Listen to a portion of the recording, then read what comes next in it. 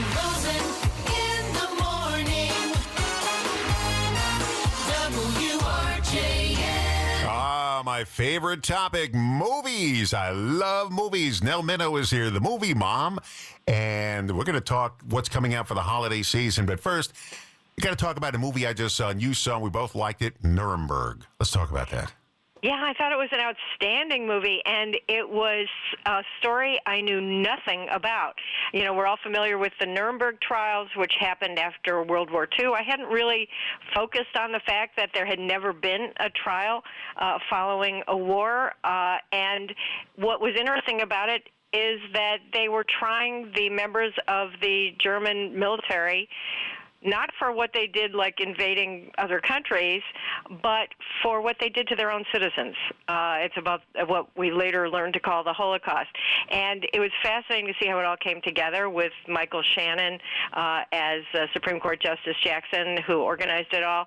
But most of the movie is just Russell Crowe as the number 2 in the Nazi party, Hermann Goering, talking to an American military psychiatrist that they brought in to interview the top 22 officials. And I was so interested in it that I actually tracked down the now out-of-print book that the real-life psychiatrist wrote, yeah, right. 22 Cells at Nuremberg, where he got to interview. Can you imagine that opportunity to talk to these incredible forces of evil and try to figure out what made them tick? So I thought that the scenes with Rami Malek and Russell Crowe were outstanding, and I had a wonderful time talking to the guy who wrote and directed it, spent years researching it, and I thought he did a wonderful job. You got to get it right because people know the history. And you can't screw that up. And we both agree, Russell Crowe, an Academy Award nomination, minimum, if not the win. Definitely. He was just incredible because just like the real Hermann Goering, he had to be both charming and ruthless. And I thought he delivered on that really, really well. He's just an amazing actor. Good performances all around. Good movie. Not the feel-good movie of the year, but it's still a well, good... in a way it is because justice does triumph at the end. They show some really terrifying actual footage of the concentration camps, Bergen-Belsen, Auschwitz, all those. Yeah, and the director told me that when he was first putting the film together, the team came to him and said, "Okay, now how are we going to recreate these scenes from Auschwitz?" And he said, "No, we're going to use the real footage, and we're not going to show it to the actors until we're filming."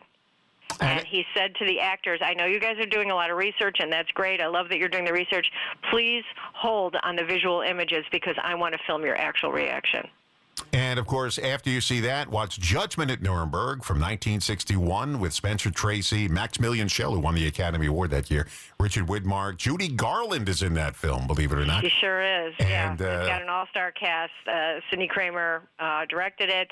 And, you know, that follows chronologically after this one. Right. That's at the end of the process when not just the American people, but all of the people in the world who are so worried about the bomb, they're worried about the Soviet Union, they're like, are we still doing this? And that's the question about it. So that's also a very, very good movie. And Werner Klemperer is in that film. Yes, he is. Colonel Klink from Hogan's Heroes. Did that guy play anything other than a Nazi in his entire career? Is that his entire resume? Well, they cast him because he had a real-life German accent. I mean, that's Colonel Klink, and he's in Judgment at Nuremberg. Yes, it is. I know. Okay, let's talk about some good, fun movies and the blockbuster. This is the one people have been waiting for over a year.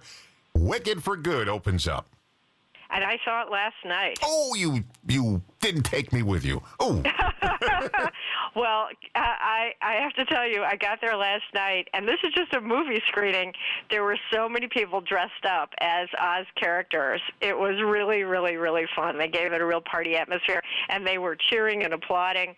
So, yeah. And if you haven't had a chance, watch the concert special from the entire cast that was just on TV.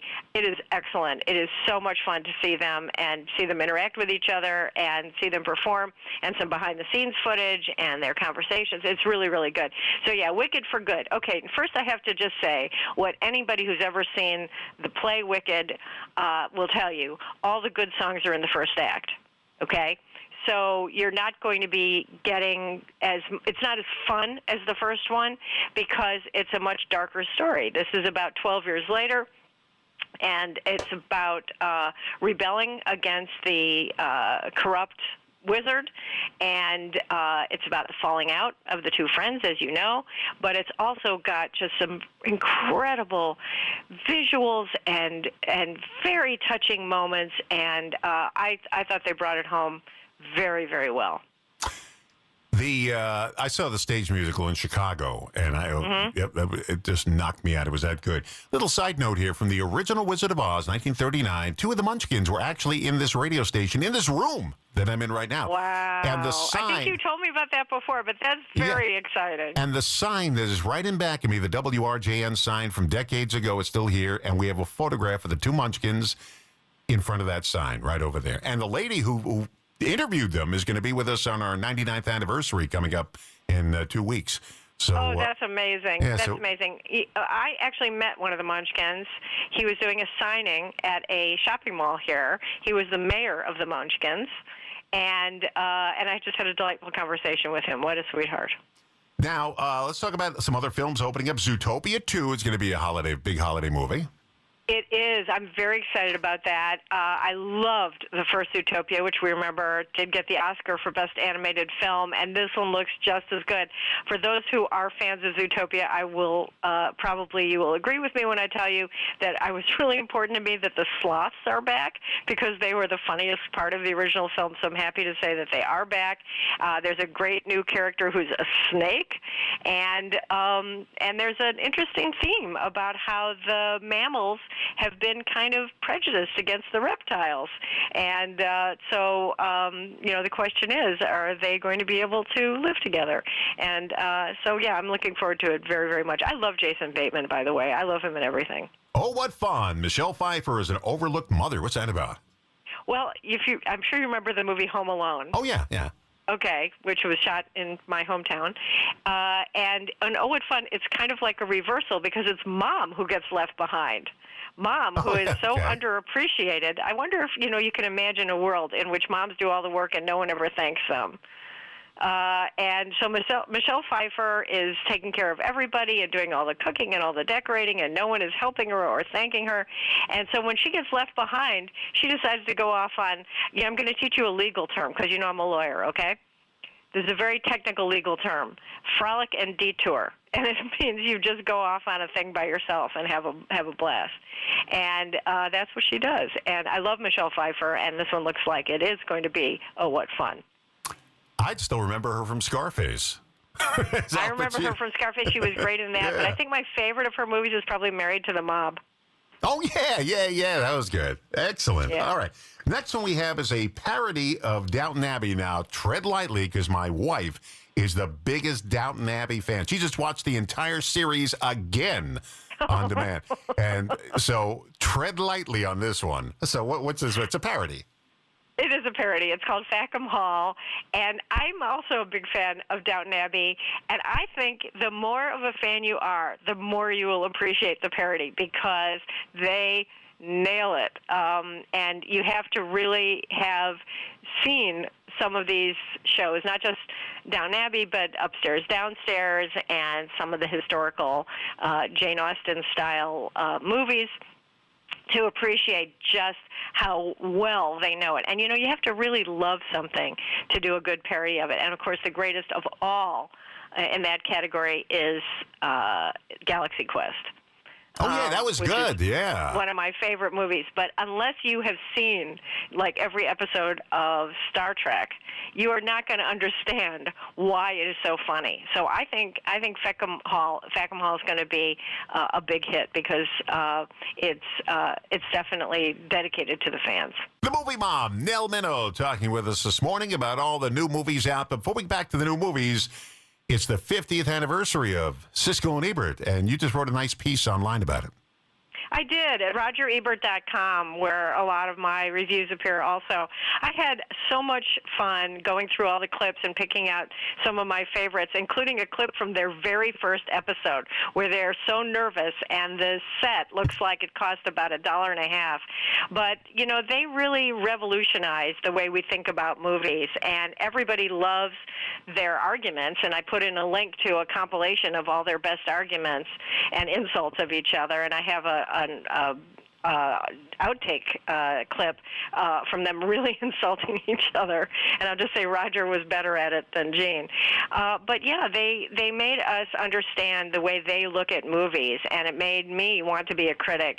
So it was a lot of fun to pay tribute to this show, which began as a local PBS show in Chicago, later became national on PBS, and then nationally syndicated by Disney. And it's really just a wonderful saga, and the two of them were great together. I used to love the Dog of the Week feature. Yeah, where the dog would come and bark. And the most horrible movies, they don't do that anymore because they don't put those bad movies in theaters anymore. But they used to. Oh, my friend. Yes, they do. I am sorry. I'm to go and sit through them. I've been correct. You know, somebody asked Gene Siskel once, they said, what a great job to have. Yeah, until you got to sit through 2 hours of bad movies every day for a week, then it's not such a great job anymore. I always say that my number one qualification for this job is that I don't mind watching bad movies because I like to think about why they're bad and write about why they're bad. And a lot of times it's easier to write about a bad one than a good one because we have a lot of different adjectives for why things are bad. We don't have that many for why things are good. So I like to write about bad movies, and I have certainly seen a lot this year. I mean, wow. Jay Kelly, our next film with George Clooney and Adam Sandler. What a pairing. I loved this movie, and Laura Dern. And Riley Keough, who you know is the granddaughter of Elvis Presley. I absolutely love this movie. George Clooney plays a character a little like him in that he is a big, huge movie star who's at a particular stage of life where he's beginning to think about some of his choices. He's got 2 daughters, one who is not even speaking to him anymore. That's Riley Keough, and the younger one who's getting ready to go to college and who is, I wouldn't say estranged from him, but not that interested in him because, you know what, she's 18 and she wants to be with her friends. And he's beginning to think about the choices that he made and whether he neglected them. And he's off to a festival where he's going to be honored, and they're going to show clips from his old movies, and they show real clips from George Clooney's old movies. And Adam Sandler plays his manager, who is basically managing his whole life. He is there to take care of everything so the movie star doesn't have to have any problems ever, and he, you know, at some cost to his own family life. And I thought it was just an excellent movie. Really, really liked it. So that's Jay Kelly, and I recommend it. Sentimental value. You say this might be up for an Academy Award, huh? Sentimental Value, I'm telling you right now, is the front runner for Best Foreign Language Film. It is in Norwegian and Swedish and some English, and believe it or not, it's got a lot in common with Jay Kelly because it's also about a filmmaker played by Stellan Skarsgård who has 2 daughters, one that is not talking to him at all and one that is somewhat talking to him. And so in that way, they're a lot alike. But I thought it was very, very well done. Beautiful performances by everybody. So, yeah, Sentimental Value. If you like international films, then I think that this is definitely needs to be on your list. The Broadway musical, Merrily We Roll Along.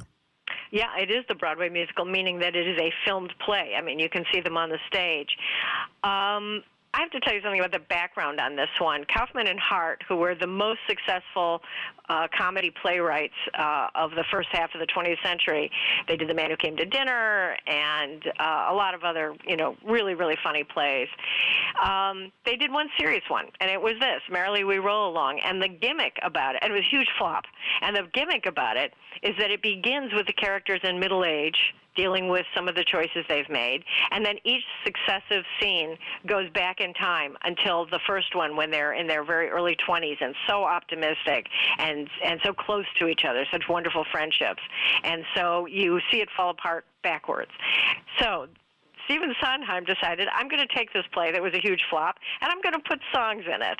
And guess what? It was also a huge flop, and there's a great documentary about it. and Jason Alexander was one of his first big roles. And okay, fine, but they keep trying with it. And finally, when they put it on Broadway a couple of years ago with Daniel Radcliffe from Harry Potter and Jonathan Groff, one of the great Broadway stars, it was a hit. And so they filmed that.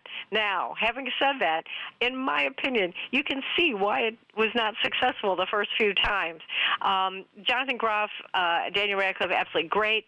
Some of the songs are really good, but I think people are not necessarily on board with the idea of going through the story backwards. I think people find that confusing. So that's my caveat on that one. We've got a couple of minutes left. Why don't you pick from the list here what you want to talk about?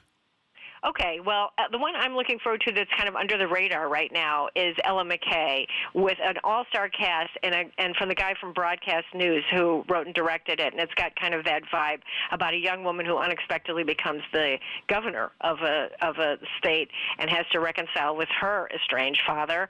Wake Up Dead Man from Knives Out. I love that series, and I love this movie. Incredible all-star cast with Glenn Close, Josh O'Connor, Josh Brolin, and then Marty Supreme is another one that's a little under the radar with a table tennis story with Timothée Chalamet that everybody's the early buzz on it is great. And finally, Song Sung Blue, a Neil Diamond tribute team based on a true story starring Kate Hudson and Hugh Jackman. If you watch the trailer, you'll see why I'm looking forward to that one. From Milwaukee.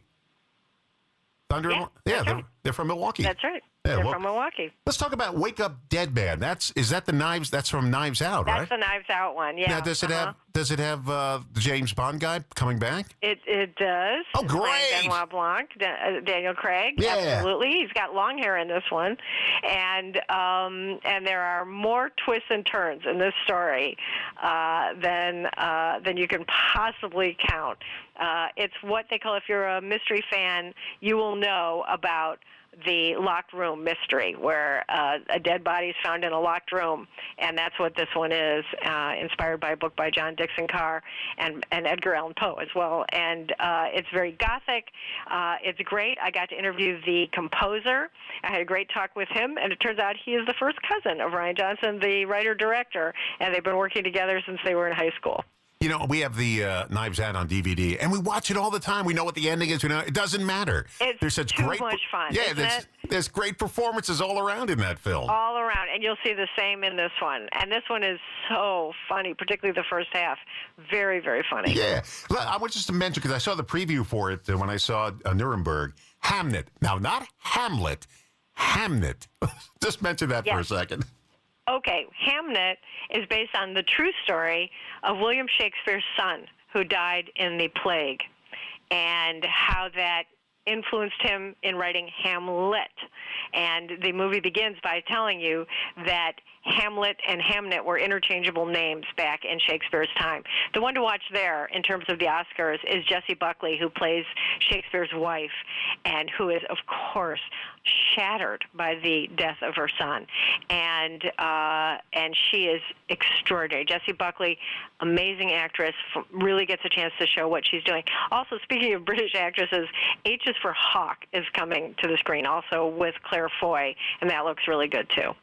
And, of course, these are films all coming out this holiday season. One came out, and if you get a chance to watch Nuremberg, go watch it. It's 2.5 hours, but it flies by very quickly. It does. It's excellent. Excellent movie. And that's because you got great performances, again, from everybody there.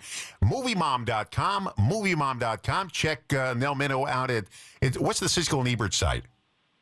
RogerEbert.com. RogerEbert.com. And you can, if you want to hear our chat again, if you missed any part of it, say, "Oh, I forgot to tune on at 7:30."